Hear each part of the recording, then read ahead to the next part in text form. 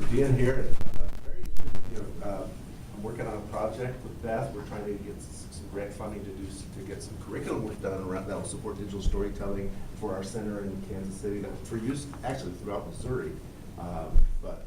So we've got a good connection, a good partnership started that will lead to some interesting things.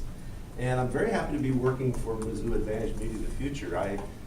Just as a little bit of background, I got connected with Charles Davis, and he and I were in a conversation on a campus visit. I was working for Hallmark at the time, and I was bemoaning how our Hallmark's print-based business was rapidly declining, and we both brought up the term digital storytelling, which wasn't as commonplace back then, and we both kind of took a look back at anybody else was using that term. So we formed an interesting partnership, and it's led to now working for Mizzou Advantage, and I'm greatly enjoying what I'm doing here. Let me tell you a little bit about who I am and why I have an interest in digital storytelling. And I'm going to use the story arc as a way of introducing me, where I've been, and why I'm doing what I'm doing today. So, as Beth indicated, I started out in education. I taught 9 years in a small rural, kind of a suburb town, Spring Hill, Kansas. My first teaching job they had a 7-hour school day, and I had 6 different preps. So I really needed a job badly to take 6 different preps, but it was a fun experience. After 9 years teaching in Spring Hill, I was fortunate enough to have my portfolio accepted at Hallmark, where they hired me as an editor. I worked for 5 years as an editor on a large number, a lot of different lines, and then spent another 10 years as an editorial manager or editorial director before being tapped, because I'd always had a training interest and always went out of my way to make sure that the editors were trained well, created an editorial training manual and such. I got tapped by Don Hall to start this new Creative University organization that he wanted to have for the company. And so I was in that role for about 17 years. And as Beth mentioned, in that time, we had to transform our staff from primarily standard illustrators and artists to become graphic designers, digital designers. We went through several different transformational skill sets in the time that I was in that role. In the process of doing that, I had 14, Hallmark was then, and still is today, the largest in-house creative staff in the world. At that time, we had 1,400 people in the creative division. And I had 1,400 clients, and I had an annual non-payroll budget of $14,000 a year. So try to train 1,400 people in about 200 or 300 different job disciplines with that kind of a budget.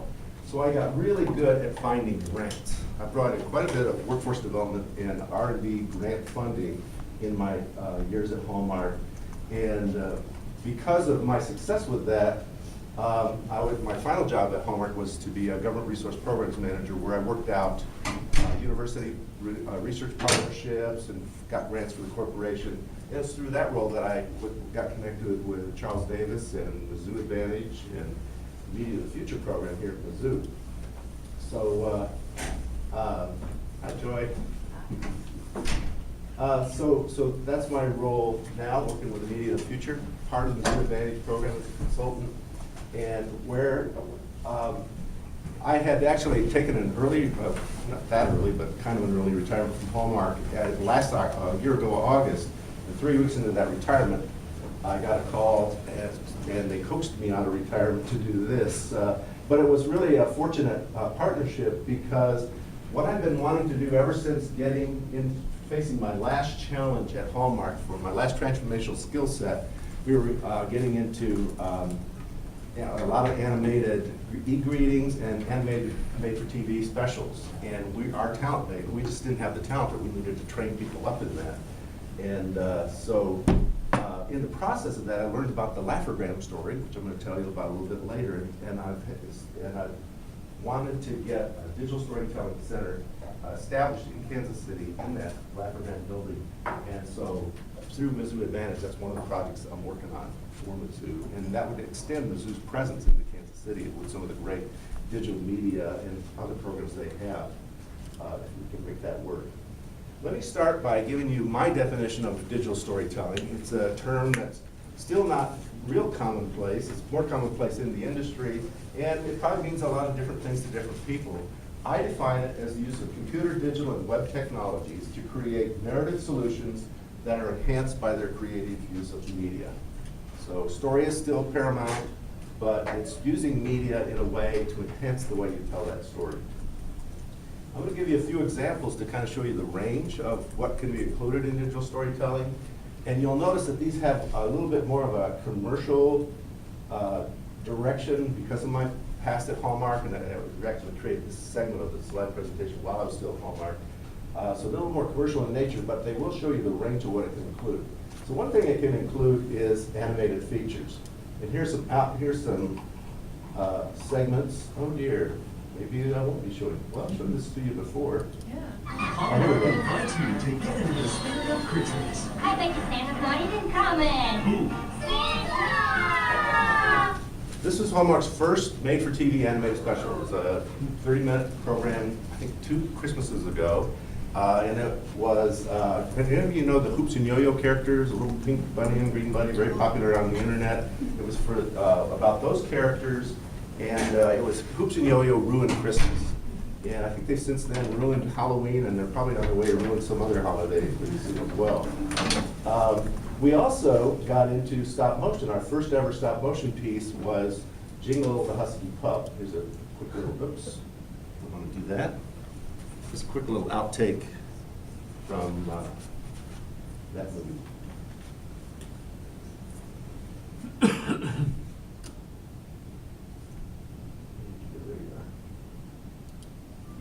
His name is Jingle. Jingle, you're a good dog. Any of you see this when it was out last Christmas? It was fun to see them build the sets in our photo studio lab. You know, you could see the whole thing on this tabletop, and the artists had fun because they never really had to do this kind of three-dimensional work before. They did a fantastic job. Kind of the sweet spot for Hallmark is e-greetings. This is just a quick little segment from one of our e-greetings. Do any of you send those, by the way? It's actually a pretty good deal. For $12 a year, you send all the e-greetings you want to send. And so that's what I use for thank yous, birthdays, and there's some pretty clever ones in there. It also means, digital storytelling, it means solutions on iPods and iPads that are narrative-based. Moo ba la la la by Sandra Boynton. A cow says moo.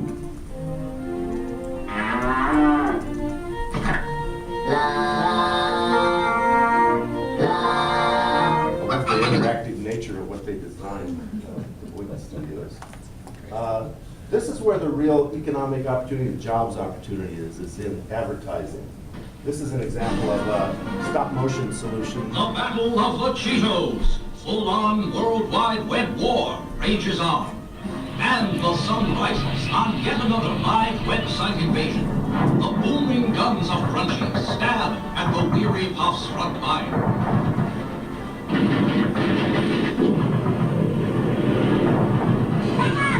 I don't know if you could hear that he was saying, time out. So you'll see some story-based advertising. It's getting more and more common as it's very easy to put on the internet for targeted when you bring up the right screen with the right topic to get that short little video ad before you get to see what you really look at. The motion graphics per se isn't narrative-based, but it's often used a lot to support narrative-based and it's a form of digital media that's great for educational opportunities for kids and people who want to get into digital media. Probably the classic, if any of you ever heard of the Digital Storytelling Center in Berkeley, California, they've been around since the 80s. And they came to Hallmark in the 90s, and we were really blown away by what they were doing even back then. This is a really short little segment, but they mostly focus on helping people tell their individual stories or helping nonprofits to tell their stories. I only have this one picture of me and my mom from Burma. And you can go on their site and see a real rich offering of what they're developing. Another thing that you might not throw into the camp of digital storytelling, but it fits when it's narrative-based, is computer gaming. A lot of computer games are based on an overall story or story-based story development as you create your own story. And And so it gives kids who are looking for a STEM or STEAM career and are really excited about gaming another option to use digital storytelling. A lot of the same skills you would learn for digital storytelling. Well, if you have a mobile device and you've never seen Angry Birds before, you're probably in the minority. It's a fun game. It's very popular. You know, the reason why it's at the top of the iTunes chart. Everybody loves this game. It has a wide appeal. So gaming is right in there as a great opportunity. For me at Hallmark, the reason it became important was back to those e-gradings. And here's a little example of a little character from a current e-grading.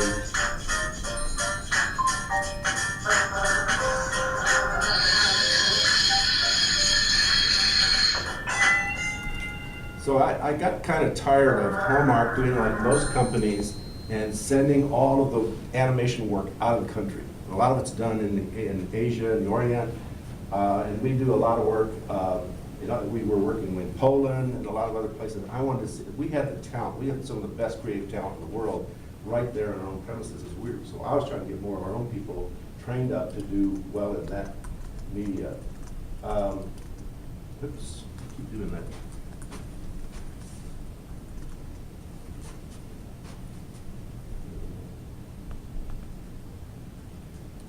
Hallmark invites you to get into the spirit of Christmas. I think We don't need to go there again. I'm not exactly sure why that's it.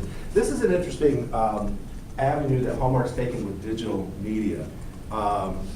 They have spent a lot of their time trying to find digital media solutions that can be sold at retail in a thing. I think where they really needed to place more of their focus, they wouldn't be facing some of the problems they're having today if they were more on the everyday, day-to-day online presence. To me, they should have been the people that created Facebook. Because that's where relationships really, people really reinforce relationships today online. But they were really focusing a lot on finding things that could be sold in a card shop that had a lot of digital media applications. So here's something taken from YouTube that shows the features of their interactive story buddies. I don't know if any of you have seen these products. You tape your own voice telling stories, and then the characters react to what you're saying or to the narrative as they go through. And over here on the left, I'm going to list for you some of the digital media skill sets and computer skill sets that is required to put together a product like this. And I'll show you part of the range for students, what opportunities there are for them. So, that mouse wants to hide on it. Try this again.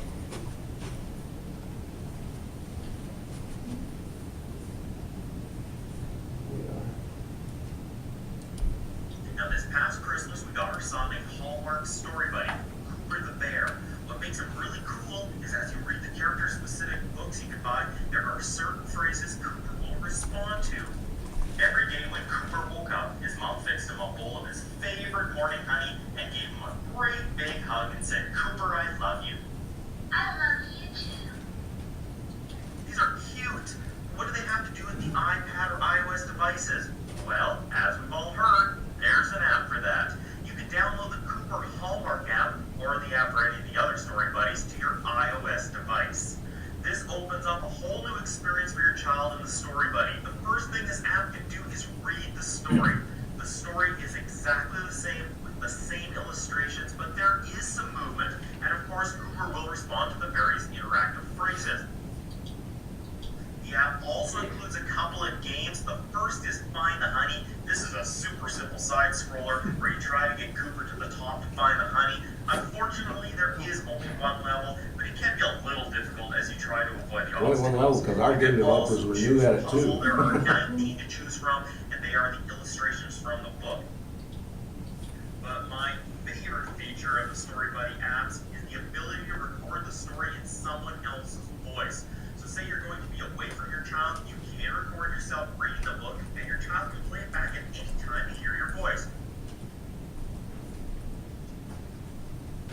Every day when Cooper woke up, his mom fixed him a bowl of his favorite morning honey, gave him a great big hug, and said, "Cooper, I love you." So lots of opportunity. As we saw, as we were developing these products, it really had an impact on our talent development and our recruiting needs for the company. And as educators, these are things to be thinking about as you work with kids to help them find career opportunities that match with their interest and their aptitude. I got interested in the media of the future for a number of reasons. You know, as you know, journalism is shifting from print to digital solutions, and people from the web world are gobbling up the major newspapers in the country. Media and storytelling are becoming more important to all communication formats and endeavors. And top programs like Mizzou's RJI need to be staying on the leading edge of digital media. And that's why it didn't take me long to answer when they called and said, would you like to do some consulting for us, for me to say yes. Because it also was supporting where I was wanting to go with this Disney Laffergram Center, Digital Storytelling Center, because we were seeing, by looking around, that there's a growing industry in Kansas City. A lot of major companies were relying on digital storytelling skill sets to deliver their business. You know, Hallmark, you know, at the time I left Hallmark, I had kind of 425 people in the creative division that were doing some kind of digital storytelling work, either full-time or part-time.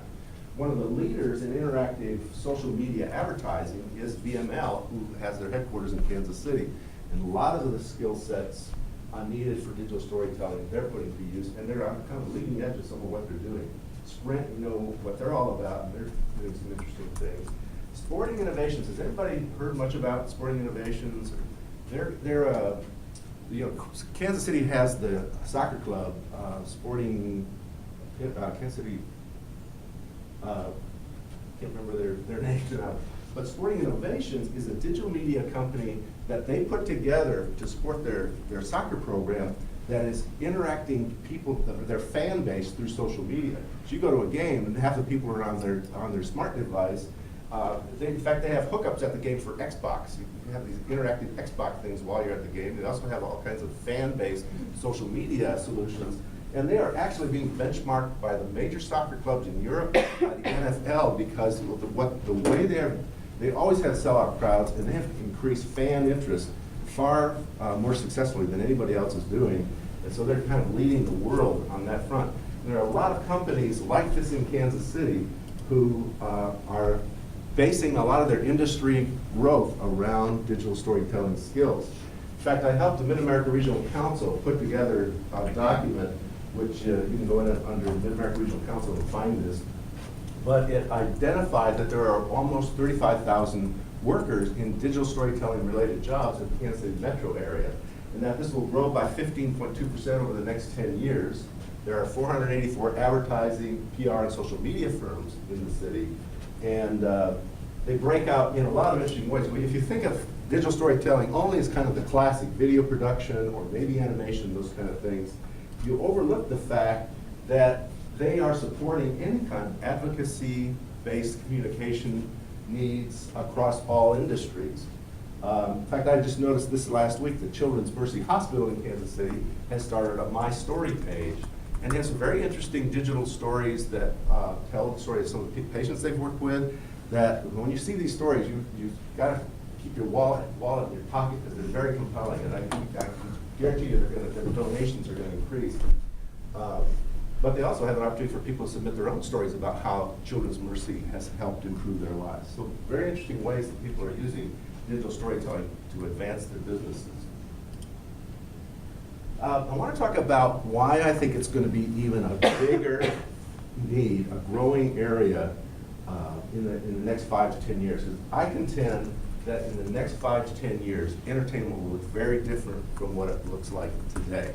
And I'm going to show you 9 transformative trends that I believe are going to lead to that new state of entertainment in our world. You all know about innovation, and you all know about disruptive innovation, that it is a new way, something new that comes into the market and totally disrupts the way things are done and changes it forever. Well, these are 9 disruptive trends that I'm seeing related to digital media. The first is the pervasiveness of third screens. The entertainment is so portable now. Here you see someone with 3 different devices. In fact, what's interesting about entertainment is there's a lot of communal audience participation and interaction through social TV because of the presence of all these third screens. I've seen research that shows that 80% of smartphone owners, 81% of tablet owners, and 73% of laptop owners use their devices in front of the TV. And I'll bet many Bachelorette. I mean, I do it because I love her, I want to be with her in all parts of her life. But what keeps me interested in Bachelorette is the Twitter feeds. The Twitter feeds are almost more entertaining than the show itself. But a lot of people will use social media and texting, tweeting, Facebook, many other social media means to react to what they're seeing, whether it's a game or whatever else on TV. So that's only going to grow. Also, going viral is going to, I think, create greater demand for digital story-based communication solutions. I want to show you this video that went viral that relates to a small little taxidermy in Ojai Valley, California. Any of you seen this? Chuck Testa. Yes. Nope. You'll see why that. Chuck Testa is kind of a rock star in the valley now. You'll see why after you see this video.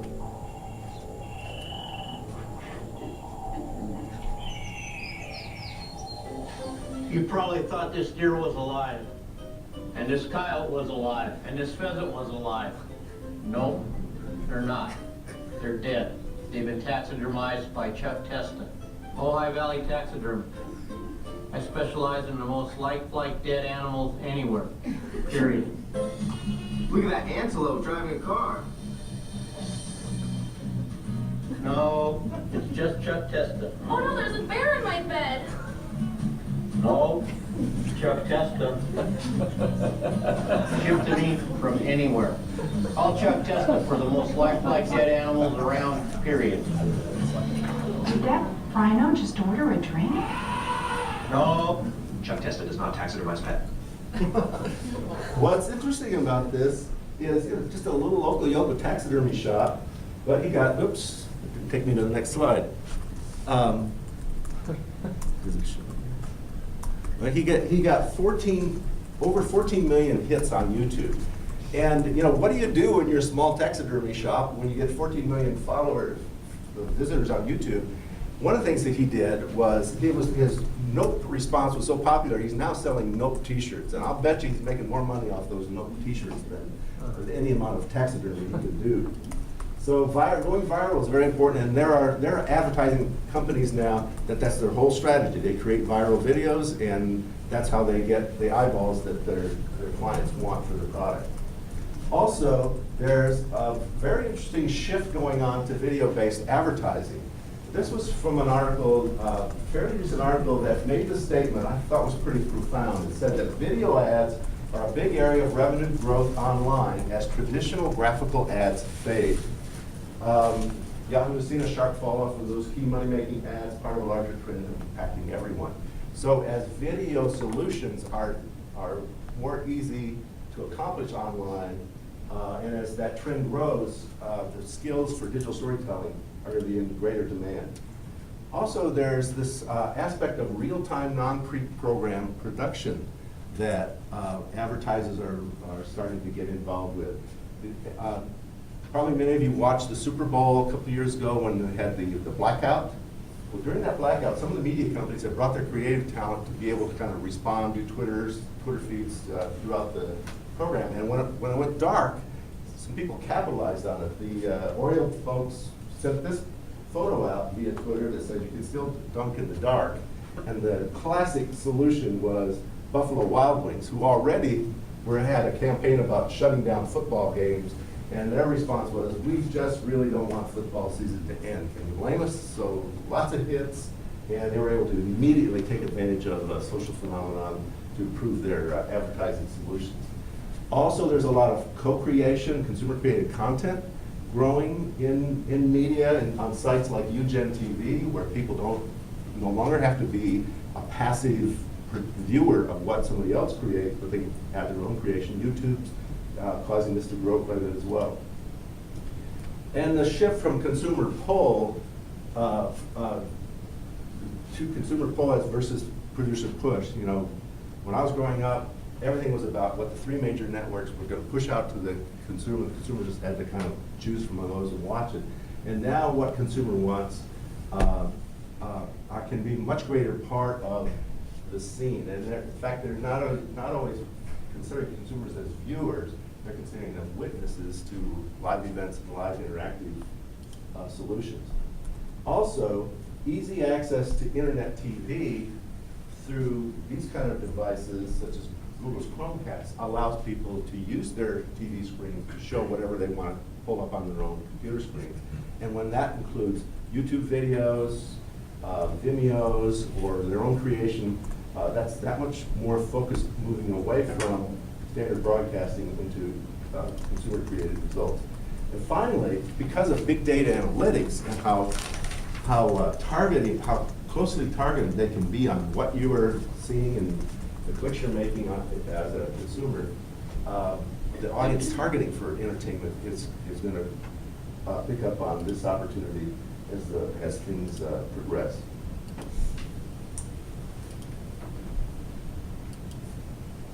So now my mouse won't work. So one of the things I think as educators that is a key need is a need for digital fluency. And I like the term fluency over literacy because fluency involves some choice about what solution is the right solution when you're facing media choices. So Jason Oler, who has been doing digital storytelling for K through 12 for the past 30 years, mentioned, and he has a very interesting article about the uncommon core that's worth looking at. He says schools should embrace and teach the grammar of new media as clearly as the new standards embrace grammar related to words. So digital media is so pervasive in our society that we need to teach students to be more than just good consumers of. We need to teach them to be very versatile and purposeful in how they use digital media as creators of content. It's not going to work. You're all familiar with Common Core and what it's bringing to education. Media and technology is one piece of that. Here are a couple of Common Core specific anchor standards that relate to digital media. One is to use technology, including the internet, to produce and publish writing and to interact and collaborate with others. Another, gather relevant information from multiple print and digital sources, assess the credibility and accuracy of each source, and integrate the information while avoiding plagiarism. And finally, make strategic use of digital media and visual displays of data to express information and enhance understanding of presentations.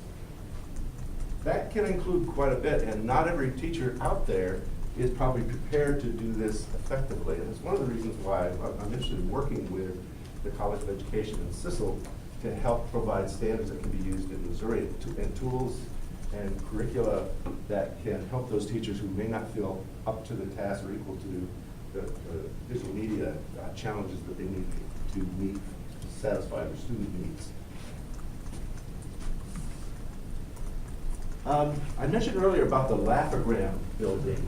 This building is, many of you may know this is where Walt Disney started his animation business. It's located at 31st and Forest in Kansas City, which is 1 block east of Troost, so it's essentially 31st and Troost. Troost, if you have not heard, is kind of it's considered the digital divide, and it's also kind of a racial dividing line in Kansas City. So it's an area that I think is a perfect location for what we want to do with digital storytelling, because it can bring digital access to that community. It can bring skills and talent. I'd love more than anything to be able to take local kids from that neighborhood, take them up on that second floor where Disney's animation studio was, and teach them animation basics in that same building where his staff worked.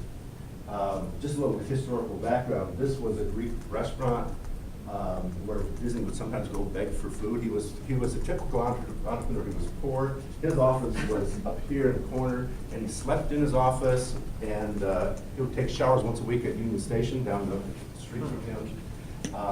So he was bootstrapping his business. What a lot of people know that Disney got his start there, but they don't always know that the founders of all the major animation studios we know today also were people he hired and followed him out of this building when his business went bankrupt in Kansas City. So there was the Disney company that Walt created, Some of you may know about Iwerks. He's considered by many to be the best animator of all time. He's the animator that helped finesse the Mickey Mouse character for Walt. There was also others. What's interesting about the way he hired his people at this point in time, he put an ad in the newspapers, want to be a cartoonist, want to learn how to animate?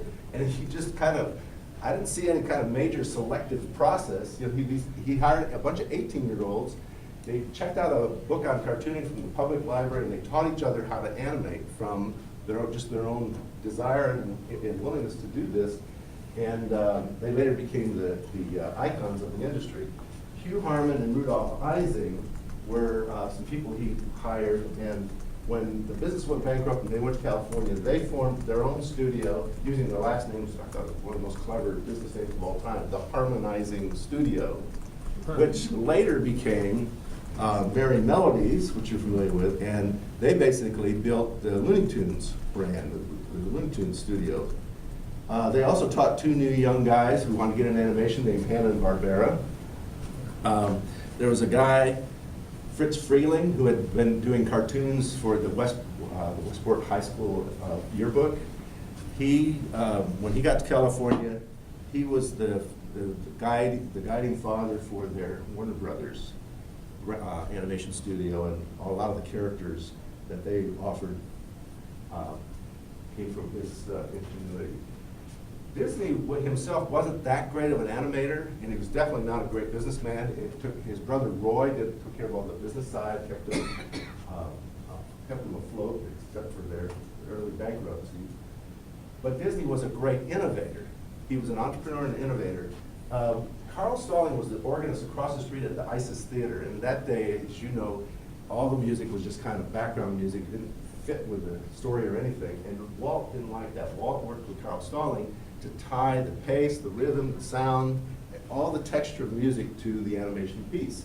And they also introduced sound effects, and they developed, Carl Stalling is considered the person who invented click track technology that's still used in some technologies for matching up the sound to the story.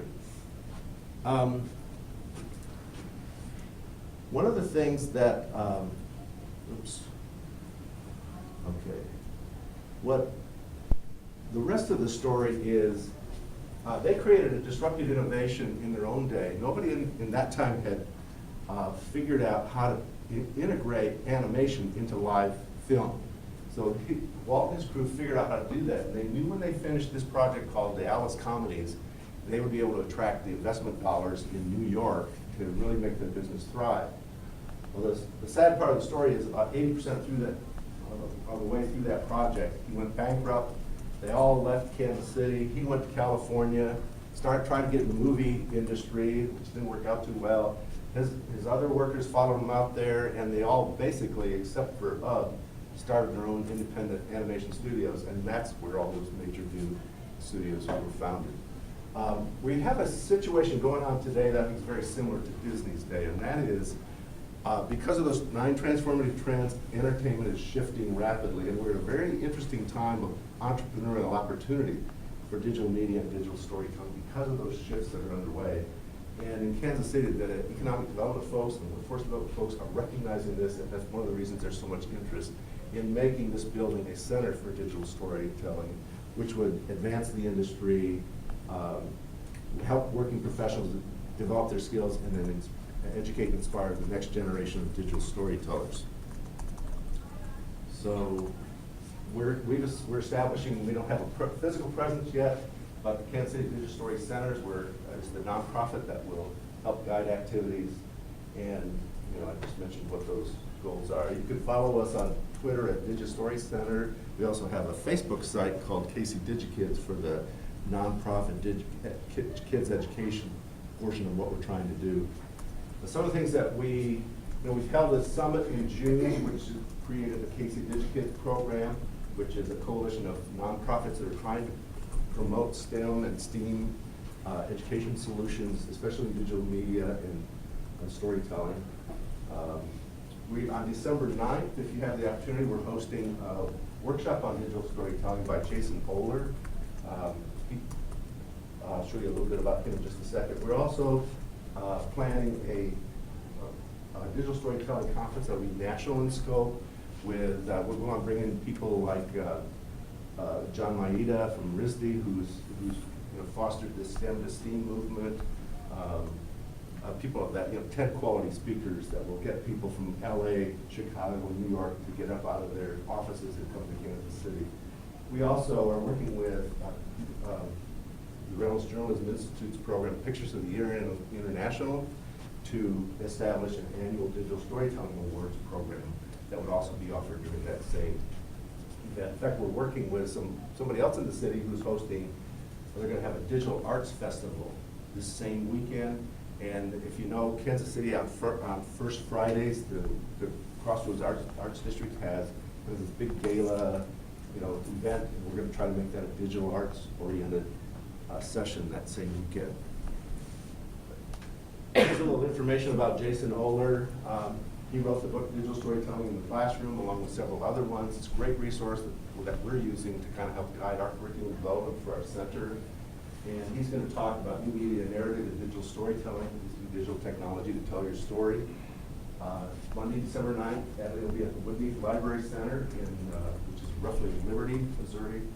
And by the way, they're going to be putting a storytelling center at this Woodmead Library in the future, and that will be the home for the National Storytelling Network, who's moving to Kansas City.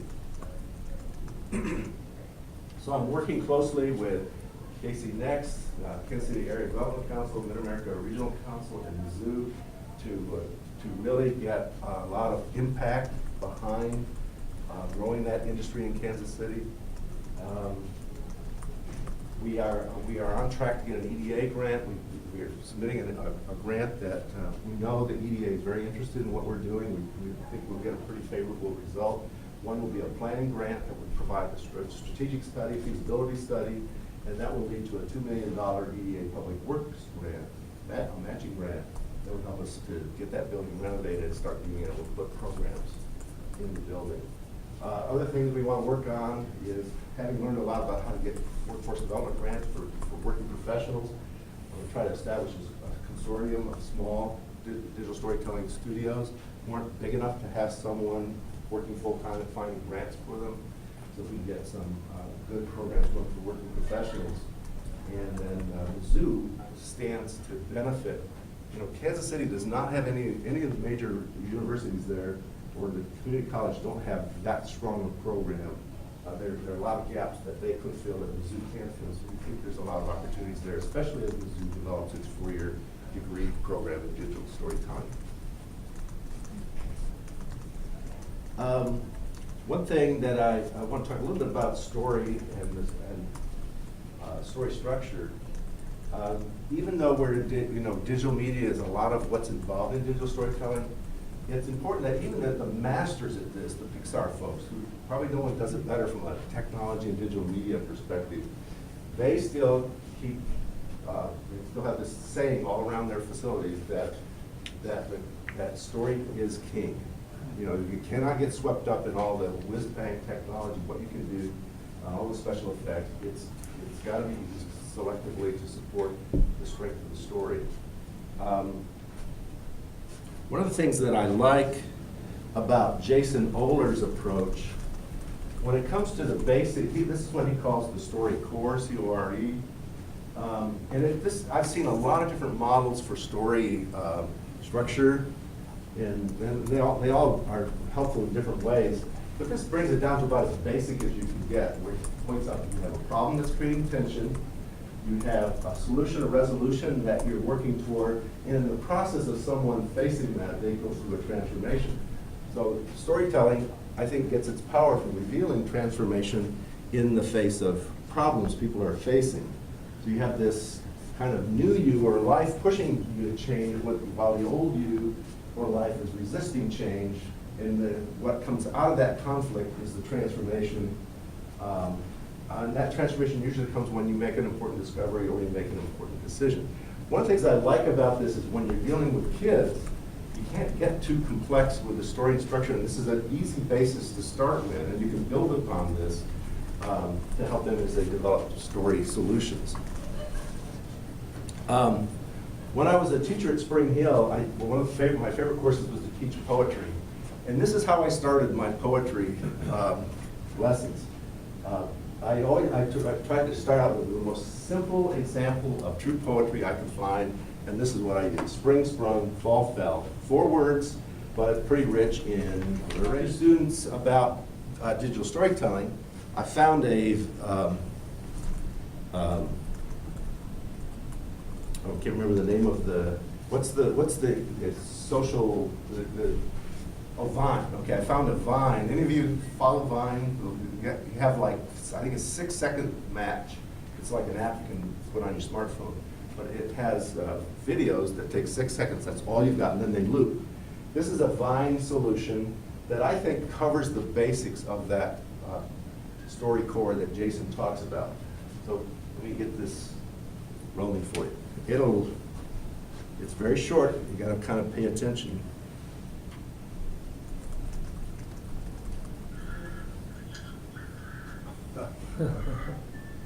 Yeah, catch the burp at the end.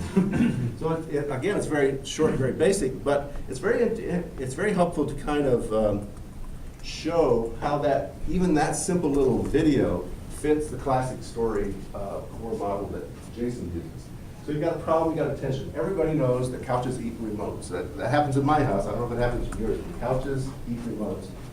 And but really, this is maybe a stretch, but honestly, it's where you get the humor in this is that ever-present conflict we have around human desire for control versus mastery, that your environment sometimes takes over and you lose your control. On the solution side, couch eats the remote when the human's not around. The environment wins over human efforts to control. Again, taken to extremes perhaps. But it does at least include the basics of the story, and you can build from there as people need to get more progressive. What's also interesting is it helps you to kind of show the difference between humor and drama, because it's what's at stake that usually makes the difference between the two.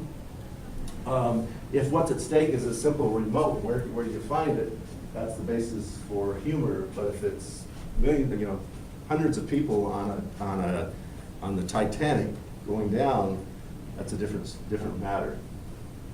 So what's at stake, leads to transformation, which then in turn leads to pathos. Sometimes it's humor, sometimes it's drama.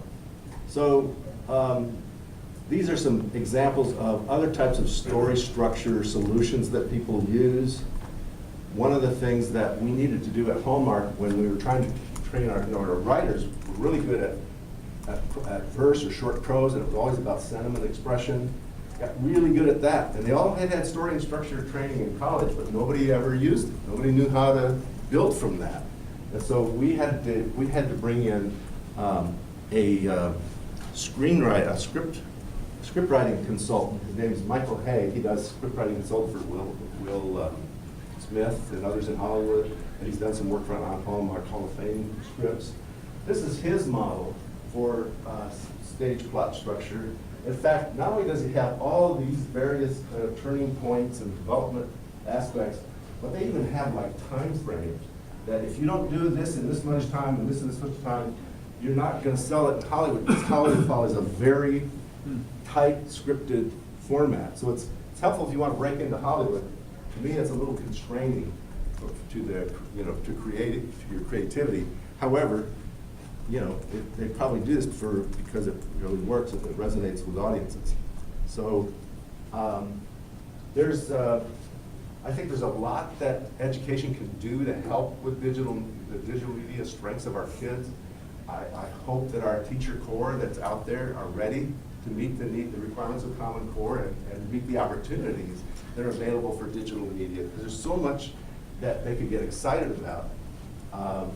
And I'm hoping that by working with CISL, College of Education, we can come up with some solutions that will make it better for Missouri kids, the programs we develop through the curriculum, working with us in the center. So I'm really excited to be working with you all. We can get something significant done, and really appreciate any efforts that you might have that would really support that initiative. So that's pretty much what I wanted to show you. I'm happy to answer questions or deal with comments you might have. Do you know, are there any plans to get that 4-year degree started anytime soon? It was stalled for a while. Mike McKean of Mizzou, of Media of the Future, and I met with the provost, who blank, also, they're all leaving, so I guess you don't need to remember their names. Brian Foster, I'm sorry, yeah, we met with Brian Foster. He was very excited about it. He seemed very supportive. He was going to try to get things moving on that front, but I haven't heard much since then. But I think there's some growing interest. I thought there was a rollout plan for next year, actually. I thought Charles Davis said that movement had started right before he left. Yeah, it kind of got stalled after he left, but I think it's kind of getting put back on the front burner. But yeah, it's still not a certain thing, but I think there's so much support for it. I'd be surprised. If anything, it might be delayed till 2015, but the plans were to offer it this fall originally. Do you know if that was going to be to the Kansas City campus or? No, that's here on campus. They would probably try to do, if we got the center going, one of the things we wanted to do is offer some online or live streaming in Kansas City. We think we could pick up more students in Kansas City who otherwise want to go to that red, blue, white bird school over to the west. So yeah, that's in the plans as well. It's one of the things, I'm on an advisory board for Johnson County Community College, and they've just launched a program called Emerging Technologies, Applied Science degree. And it's a 2-year program, and it'll let you pick from 6 segments like interactive web, multimedia, reporting. I can't remember all 6 of them, but it lets you kind of mix and match the best of what works for you to get a 2-year degree, and then you can move from. So they're doing kind of the same concept. What's happening, and Charles Davis had plenty of stories like this. You get a call and say, I need a kid who can, and then they start talking about, they need someone who's not in this school, not in this school, not in this school, or not in that school, but they can put 4 pieces together and do X in digital media. And that is very common. What's happening is kids are doing that on their own. They're kind of creating their own kind of non-discipline-based solution to meet their needs, and especially not at schools that aren't 4-year degree schools where it's a little easier to do that. Any other questions or comments? Is there a digital storytelling center that if one has an idea but no skills, you can begin? Yeah, you can get some pretty good training from the Digital Storytelling Center that's offered in Berkeley, California. And that's their name, the Digital Story, I think it's the Center for Digital Storytelling. And they do travel their workshops. I know there was a Denver one in January, and they were talking about looking at bringing something to Kansas City. Yeah, they've got, they have some really good programs. They tend to kind of master less in the kind of commercial side, which is fine. I mean, that's a really important part of storytelling and story creation. On the more, this isn't necessarily even commercials, but I would say there's a graduate of Mizzou. His name is Brian Storm, and he has a company called Media Storm in New Jersey. They're very expensive, but they are top quality digital media storytelling. It's, I think, they get into a lot of good, strong digital technique, but still based on strong story. At the Digital Center in Berkeley, they really focus on good sound storytelling and kind of good basic media. It just doesn't get very elaborate in terms of deep technology or deep digital media solutions. But I would never hesitate to get trained there because they've been doing this for a long time. They know what works. Plans for any of that on this campus? For digital storytelling? No, like the center. Oh, a center. There's not a center that I know of that, I think you can get a lot of good training in the various departments, both Stratcom and, I think that's part of the reason why they want this 4-year degree is nothing quite pulls all of those together into one body of direct work in that area. But there's some real strengths in the RJI and J-School programs in it. Yes? So would you just kind of articulate your vision of how Cecil might cooperate with you? Yeah, we have 2 Our most immediate need at our center is, we're primarily working with leaders of nonprofits. So for example, we have two major libraries in town that are gonna have digital storytelling programs. There's a program called Real Spirit, which is the youth division of the Kansas City Film Fest. And Barbara Noble, who teaches that and does that, has been doing this for 8 years. She's probably done the most in Kansas City around digital media training as a nonprofit. What I found interesting is the Science Pioneers approached me and the Girl Scouts approached me saying, we want digital storytelling for our programs. What I didn't know at the time was that Girl Scouts gave out digital badges, and they're really starting to get into digital areas. So what we want to do in that center is we're mostly about the Casey DigiKids program is about supporting nonprofits to be able to deliver good digital storytelling workshops. So we want to develop curricula that are probably 1 to 5 day options that are appropriate for various levels. If you've got, K through 3rd grade or something like, I don't know the right mix, but that they're appropriate for the level of student. But we want to have kind of a sampling of choices that are right for whatever nonprofit wants to pluck one of our solutions and deliver it to their kids. One of the things we're working on right now is there's a grant in Kansas City called Digital Inclusion Grant, and one of our partner members has applied for a grant that would take their personal RV, they're going to donate the RV, and they're going to trick it out with digital media equipment, and it'll be available to all those nonprofits who don't have a center of their own, that don't have a lab of their own. And that will solve a big problem, because like the Girl Scouts, they don't want to have year-round digital storytelling. I mean, they don't need year-round. They want to, each den, or I don't know what you call them when the Girl Scouts, but they want to be able to do a 2-day workshop or a 1-day workshop and move on to the next group of girls. So this will solve that problem. It will also solve, there's a lot of times a transportation problem, especially more underdeveloped parts of town. You can't always count on people saying, well, go down to the downtown library and we'll give you training. So it's going to be, that's one of the programs we're working on to try to solve for those. So a lot of our needs right now, our most immediate needs are, what does that curriculum look like? What are the lesson plans? What are the media needs? How do we be able to deliver with our immediate nonprofit partners? I think the bigger opportunity, personally, is to have a really robust curriculum that teachers can use in Missouri at any level, K through 12, to kind of know progressively how do you get them started in digital storytelling and move as they grow to do more sophisticated things that help them become better digital citizens. Yes? On campus, we have Missouri Writing Project offers what it sounds like, sort of what you want. Some workshops for kids of varying ages.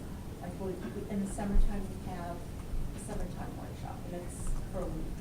And then we have day-long workshops, but they get to do some very tiny aspect of digital storytelling in there. And also, I don't know what they're doing now, but Tiger Artists on campus, you might think about talking with them, because that might be another thing, and that's through Dr. Unrath. Oh, okay. So, if you have a card or your address. Yeah, I've got cards right there in my home. Yeah, that sounds good. Anything we can learn from programs that are already successfully delivering in their own disciplines would be great. Our program for kids is very successful. So. Great. I personally think that this solution will resonate with teachers, because I'm sure there are a lot out there who don't feel quite ready to handle the digital. They may not be deep into social media, or they may need their own help on some of that. And just closer to home, you might want to check. Kansas City also has a writing project. Now, I don't know if they have all that much in the way of kids programs, but you might check with them. I'll send you the Yeah, I'll take care. Okay. Any of you, if you have connections or programs or links to send, I'd love to. I'm keeping a database that will be used by the center when it's in place. So, yeah, thank you. Appreciate that. Anything else? Yes. I'm interested in one of the things, I guess I didn't hear you speak about directly, but I think would be very applicable, would be we work with a lot of data, and data can be fairly complex and hard to understand, and obviously there's better and better ways to share that data and explain it, but I could see where there'd be real opportunities in digital storytelling to help people understand more complex levels of data, whether that be at a university, whether it be through someone's research or some other means. Yeah, I know data analytics is playing really big in terms of social media, advertising, and, I mean, getting the right message to the right person. We're wanting to partner with Chi Ren Shu and the Informatics Institute and some of the other resources on campus, because we're working on a project. In fact, I just talked to Rob Duncan today about this. He's very excited about this. When you think about what Mizzou has that is kind of world-class in its program, it's got strategic communication, digital media savvy through the J School, and it's got health programs, it's got nursing school, medical school, vet school, all of the expertise it has around that. We have some really expert researchers on campus who are doing really interesting work around behavioral, emotion-based use of media and looking at the scientific side of behavioral decision-making. We're thinking we can pair, we want to put together a web-hosted site that provides digital media solutions for healthcare, whether it's for helping people understand the illness they're facing more effectively, or helping doctors to kind of look up the latest treatment, or helping patients to communicate with each other. Here's my experience, look at my video, this will tell you what to expect when you go through it. Through some research that we've done looking at what's happening in the UK, people who got their training from this Berkeley Center for Digital Storytelling are doing some very interesting work with patient-created videos to tell their stories, and they're finding ways to gain efficiencies in the healthcare system, but more importantly, it's creating better empathy between doctors and patients and between providers and patients. It's saving money and it's improving the quality of healthcare. We think we can pull those components together on campus and do a world-class solution in a national center for healthcare effectiveness through digital media. I can't remember the exact name, but we think there's a really great opportunity for the zoo on that front. So we'll see. I hope something comes of that. But again, another opportunity for how digital storytelling can create careers for folks as it gains popularity as a tool in society. Anyone else? Any other questions? Great. I appreciate your time, and I enjoyed talking to you. Hopefully you'll see it happening at Latin and not